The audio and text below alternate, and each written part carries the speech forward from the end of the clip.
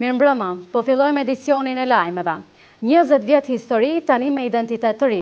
Televizioni Syri po vjen më pranë jush me një format inovativ, ku dominon aktualiteti, vërtetësia dhe mbi të gjitha, informimi i saktë e në kohë reale. Do të bëjmë përpjekje që t'ju mbajmë të mbërthyer para ekranit përmes skemës programore, me të cilën do të njiheni në vazhdimsi. Siç e shihni bashkë me mua, sonte do t'jenë edhe kolegët Liridona, Elioti e Dionisa, me të cilët së bashku ditë pas dite do t'ju prezantojmë te ju informacionet e fundit në për edicionet e lajmeve. Po Albina, faleminderit. Shikues të dashur, jam e nderuar që jam pjesë e televizionit Syri tash e sa vjet, i cili tashmë veç se ka hyrë në sistemin High Definition. Dhe me prezencën tonë sjellim te ju informacione të sakta, të shpejta dhe që shkojnë në shërbim tuaj. Pa humbur kohë po fillojmë këtë edicion me informacionin e parë. Kryetari i Komunës së Gjakovës, Ardian Gjini, dhe Ministri në detyrë i Ekonomisë dhe Ambientit, Muharrem Nitaj, kanë nënshkruar një marrëveshje bashkëpunimi. Se për çka bëhet fjalë në një kronika përgatitur nga Dionisa Haxhiavdyli. Ministri në detyrë i Ekonomisë dhe Ambientit Muharrem Nitaj ka takuar sot kryetarin e Komunës së Gjakovës Ardian Gjini dhe ka nënshkruar 3 marrëveshje nga të cilat do të përfitojë Komuna e Gjakovës.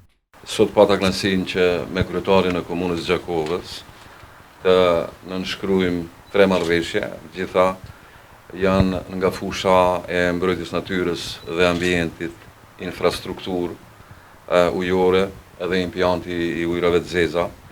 Është ndërtimi i impiantit të ujrave të zeza në Gjakovë një projekt jashtëzakonisht i rëndësishëm për komunën edhe për komunitetin këtu. Është ndërtimi i pendes të ure e fshehtë, edhe është rregullimi i shtratit lumit Krena në Gjakovë. Në fakt, pushteti qendror domethënë ka kohë që i ka shtrit dorën maksimalisht sa të jetë mundur komunave gjithandej Kosovës, në mënyrë të posaçme, është fokusuar në komunën e Gjakovës po ashtu. Kjo edhe si rezultat i një pune të shkëlqyer, të jashtëzakonshme të kryetarit Gjini. Kryetari Gjini ka treguar detajet të projekteve për të cilat u nënshkrua kjo marrëveshje bashkëpunimi. Memorandumi i parë ose marrëveshja e parë është për vazhdimin e punëve në lumin Krena, prej urës Taliqit deri në derdhjen e Nernik dhe prej rrugës Yll Kadomi deri te Tulltoria. Segmentet e tanishme që janë kryet shëndetore kanë qenë me mjetet tonat, ndërsa vazhdimi në 3 vitet që vijnë do të jetë me mbështetjen e ministrisë. Faleminderit shumë ministrit. Projekti i dytë është penda, lifti edhe kampingu në Drinën e Bardhë te ura e fshehtë, i cili po ashtu do të jetë një bashkëfinancim mes Komunës Gjakovës dhe Ministrisë. 150.000 euro do t'i ndajmë ne, më duket edhe 150.000 praporësisht nga Ministria dhe do të fillojmë si vjet. Edhe projekti i tretë është po vazhdimi dhe përfundimi i kolektorëve dhe impiantit të trajtimit të ujrave të zeza, projekt i cili ka filluar në vitin 2018 dhe që pritet punimet paktën të impiantit përfundojnë shpejt, ndërsa me kolektorët vazhdojmë punojmë.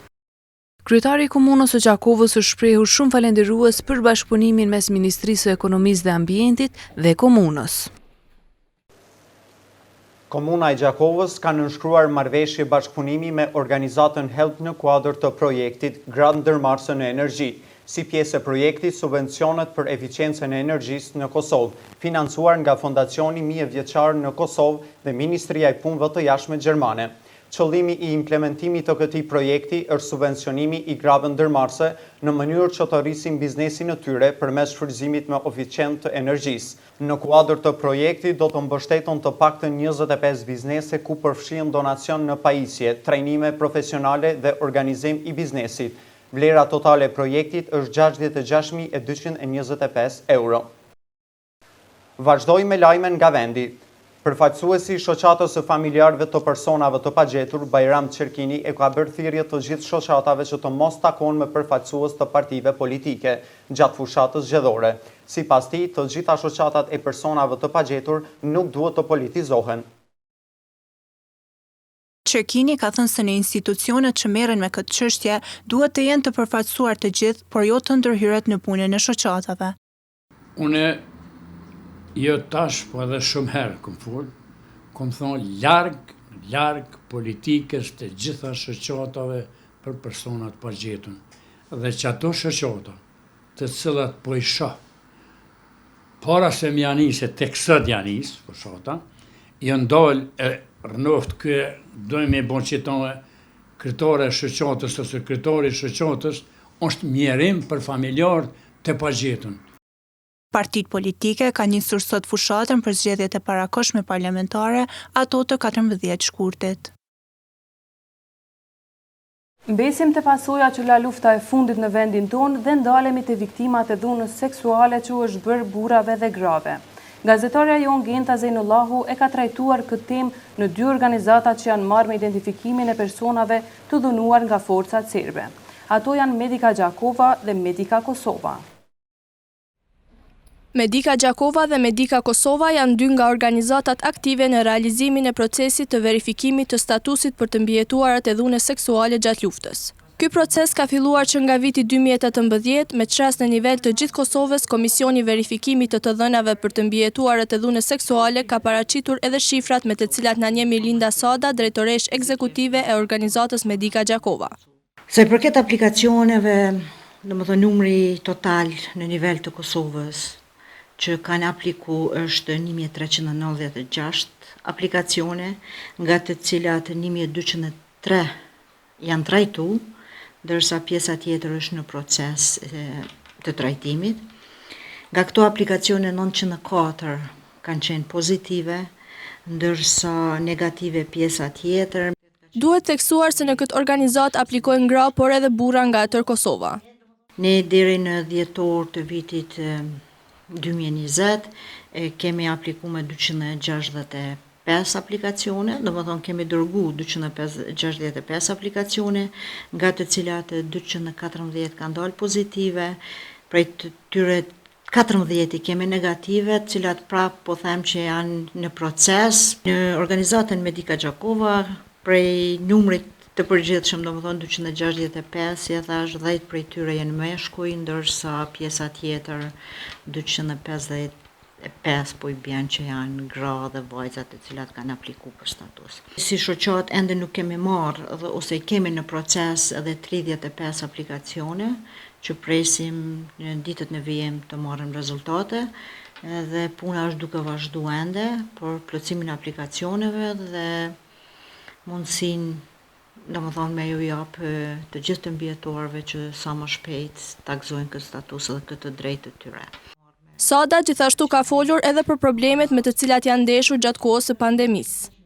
Përgjithësinë procesi është duke shkuar mirë, duke pas parasysh edhe sfidat të cilat na ka sjell pandemia dhe Covid-19, që ne nuk po mundemi të qenë shumë afër klientëve apo të mbijetuarve për të plotësuar aplikacionet dhe për të grumbulluar dokumentet shtesë të cilat nevojiten për të fituar statusin. Ndërkaq nga Medica Kosova deklarojnë se dhe përkundër që pandemia ka ndikuar në ndërimin e sistemit të punës, procesi ka vazhduar dhe numri aplikuesve ka qenë i kënaqshëm. Ka ndikuar në dinamikën e jo vetëm të realizimit të disa prej aktiviteteve që domosdoshmërisht bëhen në mënyrë të drejtë për drejtë me gratë të cilat ne i përkrahim në organizat. Kemi modifikuar disa aktivitete në mënyrë që efektet e pandemisë të minimizohen sa më shumë dhe të mos ndikojnë në arritjen e rezultateve të projekteve që kemi aktualisht në implementim. Puna po vazhdon vazhdimisht dhe janë në pritje të rasteve të reja. Jemi në fazën e asistimit për momentin edhe të 5 grave që janë në procesin e plotësimit të aplikacioneve, por që nuk janë dorëzuar akoma në Komisionin Qeveritar, do të së bashku me këto 5 aplikacione, diku janë 132 aplikacione janë dorëzuar nga ana e organizatës jonë deri më tash.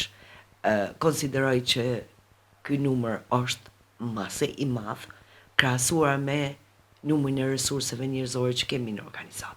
Jemi në pritje të referimit të rasteve që do të na vinë nga organizata Gjakova krimet e luftës 98-99 të udhëhequr nga Shkëndija Hoda dhe krahas dokumentimit të krimeve në komunën e Gjakovës,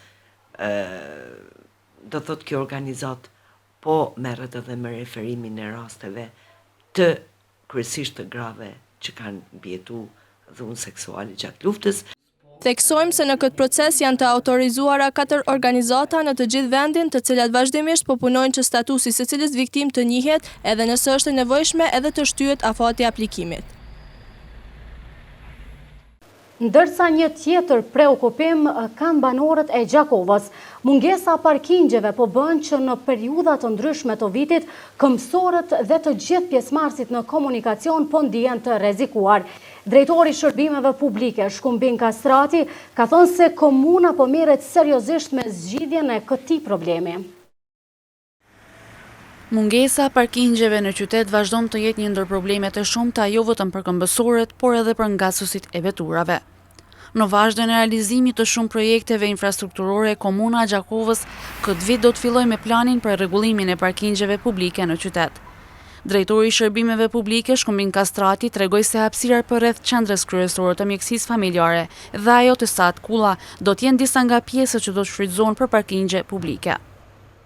Vitin e kaluar kemi një vendim të Asamblesë Komunale për dhënien e parkingjeve shfrytëzim.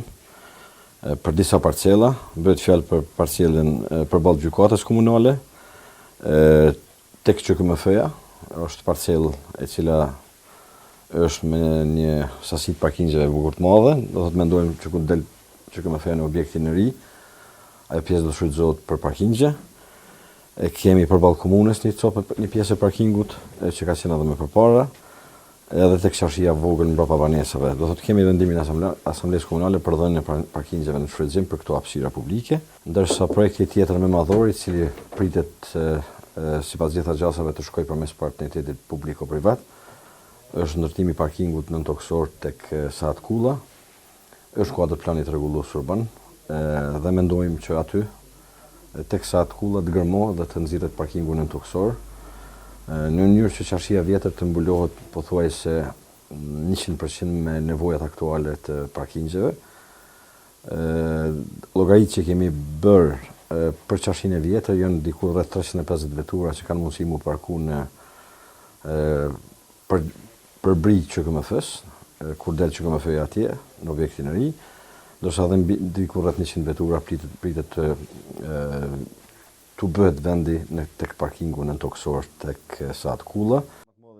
Kastrati tha se në procedurën e tenderimit janë edhe 2 rrugët në qytet, Martir Çerkezi dhe Washington. Me këtë rast do të bëhet zgjerimi i këtyre rrugëve ku hapësirat e njërës apo të 2 anëve të rrugëve do të shfrytëzohen për parkingje. Aty mendojmë me zgjeru këto 2 segmente të rrugëve me qëllim të nxjerrjes së parkingjeve majtas ose djathtas sipas nevojës së këtyre 2 segmenteve. Ky projekt do të realizohet në pranverë besoj. Projekti i komunës për parkingje publike është i mirëseardhur për qytetarët. Është i mirëseardhur në një plan i tillë, më të vërtet, edhe po bën ndeshje më tepër kur nuk po ka parking. Qytetarët thonë se kjo do të jetë e mirëseardhur për shkak se trafiku në qytet është i mbi ngarkuar. Ndërsa drejtori Kastrati shtoi se komuna e Gjakovës që nga përfundimi i luftës vazhdon të përballet me numër të madh të automjeteve nëpër trotuare dhe parkingje private, të cilat po dëmtojnë arkën e shtetit si dhe qytetarin. Dhe tani të ndjekim bashkë grafikën e parashikimit të motit për ditët në vijim.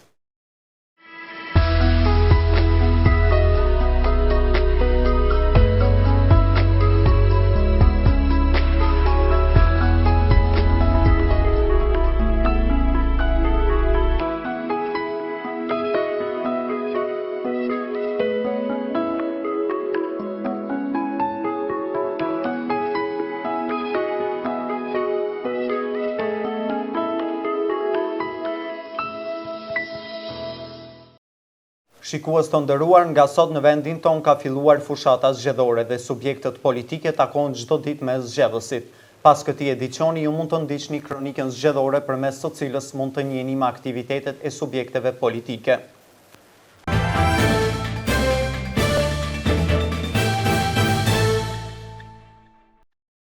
Këtu po e mbyllim këtë edicion të lajmeve. Mirupafshim.